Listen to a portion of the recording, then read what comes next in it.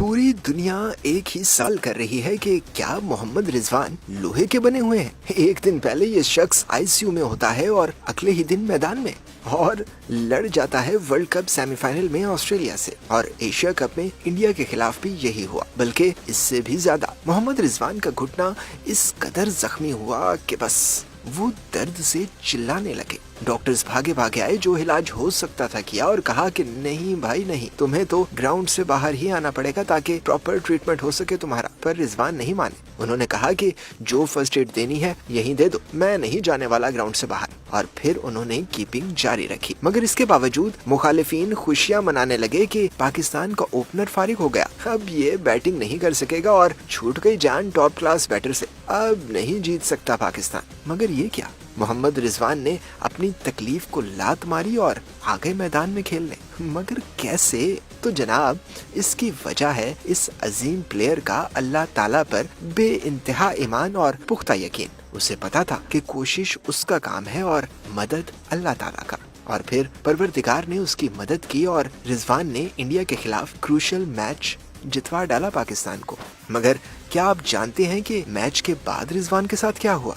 रिजवान को होटल की बजाय अस्पताल ले जाया गया था। डॉक्टर्स ने रिजवान को क्या मशवरा दिया और क्या रिजवान अगले मैचेस तक फिट हो जाएंगे? सचिन तेंदुलकर ने रिजवान की किन अल्फाज में तारीफ की? रिजवान को बार बार गैबी मदद क्यों मिलती है? वो इस्लाम की तबलीग में मसरूफ रहते हैं, 5 वक्त की नमाज बाकायदगी से अदा करते हैं और लड़कियों से दूर दूर रहते हैं। हद तो ये है कि सेल्फी में भी इतना दूर कि लड़कियां इस सेल्फी को दूरफी का नाम दे देती हैं। क्या रिजवान को गैबी मदद इसी वजह से मिलती है? और तो और रिजवान ने करोड़ों रुपए ठुकरा दिए पर इस्लामी अहकामात के खिलाफ नहीं गए। ये सारा मामला क्या है, ये सब हम आपको बताएंगे इस स्पेशल वीडियो में। दोस्तों, जब इंसान खुदा के अहकामात पर अमल करता है तो वो भी अपने बंदे को खूब नवाजता और उसकी गैब से मदद करता है। और मोहम्मद रिजवान इसका अमली सबूत है। वो दीन इस्लाम पर चलने की भरपूर कोशिश करते हैं। हद तो ये है कि खवातीन के साथ सेल्फी तक नहीं लेते। जी हाँ, तस्वीर तो खिंचवाते हैं पर इतनी दूर खड़े होकर के वो सेल्फी नहीं बल्कि दूरफी होती है। और सिर्फ इतना ही नहीं जनाब, बल्कि करोड़ों रुपए के इश्तिहारात में भी काम करने से इनकार कर दिया है मोहम्मद रिजवान ने। और उसकी सिर्फ एक ही वजह है कि वो खवातीन के साथ एड में काम करके अपने खुदा को नाराज नहीं करना चाहते। इसीलिए तो रब का भी उन पर ऑन द फील्ड और ऑफ द फील्ड करम रहता है।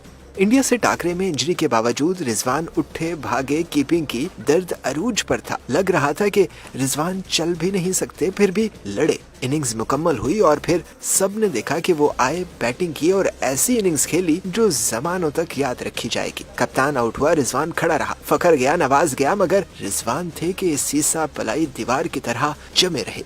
बीच बीच में फिजियो उन्हें चेक करने आते थे, मगर रिजवान की हिम्मत, जुर्रत और हौसला था जो टूटने का नाम ही नहीं ले रहा था।